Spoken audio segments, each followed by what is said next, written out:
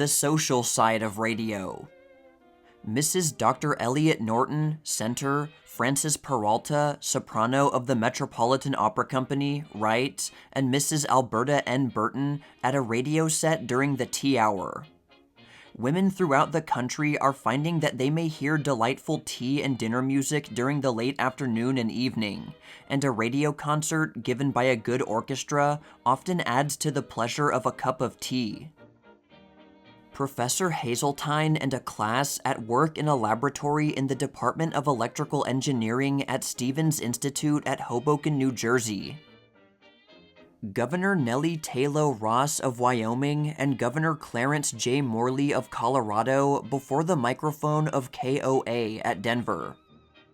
Governor Ross shares national honors with Governor Ma Ferguson of Texas as the first members of their sex to guide the political destinies of an American state. The Sandman of station KHJ at Los Angeles.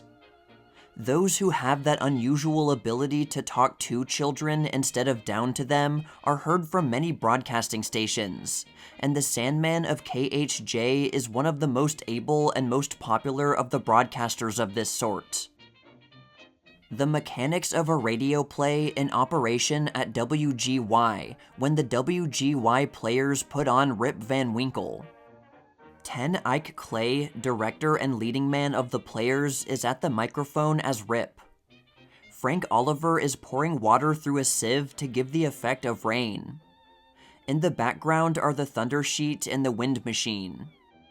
The radio players seem to be enjoying their share of the performance as much as the listeners, which is putting it mildly. Broadcasting headquarters of the University of Pittsburgh. Miss Mary F. Philpott, radio manager for the University of Pittsburgh. Broadcasting kitchen secrets. Mrs. Ida Bailey Allen at the microphone of WMCA, New York, telling the secret of a luscious fruit cocktail. Mrs. Allen is known throughout the country as the author of Mrs. Allen on Cooking, Menus, Service. Louis Parquet of the Hotel McAlpin is preparing the dish, and Arthur L. Lee, managing director of the hotel, looks on. 2 Pacific Coast announcers. The town crier, well known to the listeners of KNX at Hollywood, is represented in the photograph at the left, and C.A. Carl Anderson, one of the announcers of KGO at Oakland, is the other. Bennett B. Schneider at the microphone of WBZ at Springfield, delivering one of his Monday evening talks about books and their writers. Mr. Schneider, who is manager of the Doubleday Page Bookshop in Springfield, is presenting books in a pleasantly different fashion. Instead of critically discussing a book that many of his hearers have not read, Mr. Schneider attempts to give the facts about each book which are calculated to inspire interest in reading it. His talks are on alternate Monday nights at 10:40 Eastern Summer Time. Fred J. Turner, whose trips and adventures made him many friends through WEAF. Mr. Turner is now broadcasting his weekly feature through WJZ. In the course of his radio travels, Mr. Turner has visited industrial plants of all kinds and many places of public interest.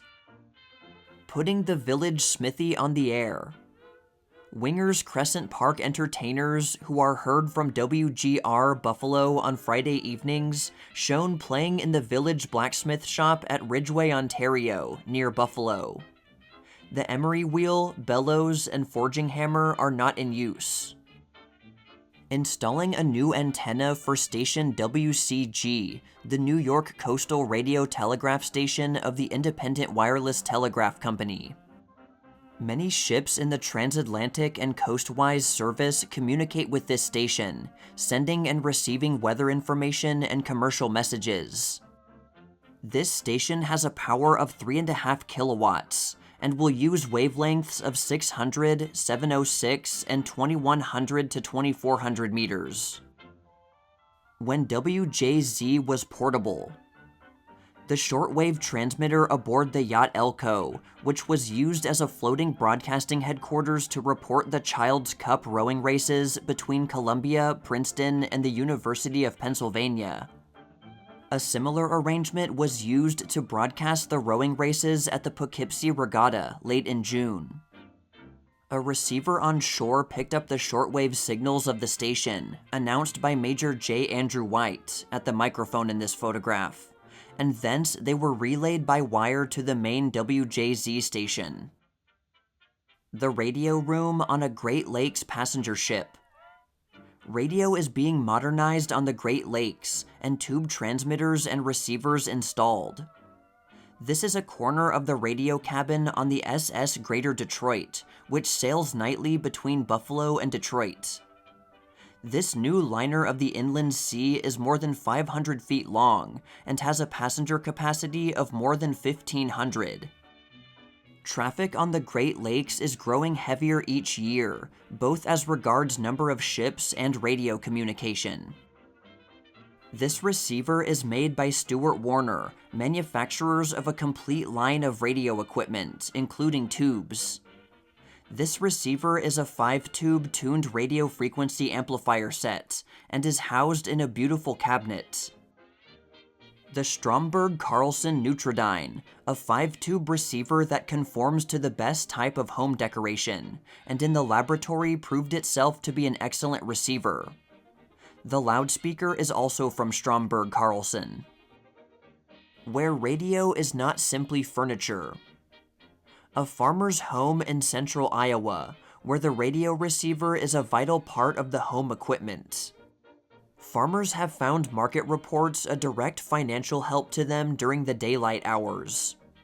In the evening, the farmers are some of the most interested of broadcast listeners. Radio is helping to solve the problem of how to keep the farmers on the farm. The radio room of the New York Times.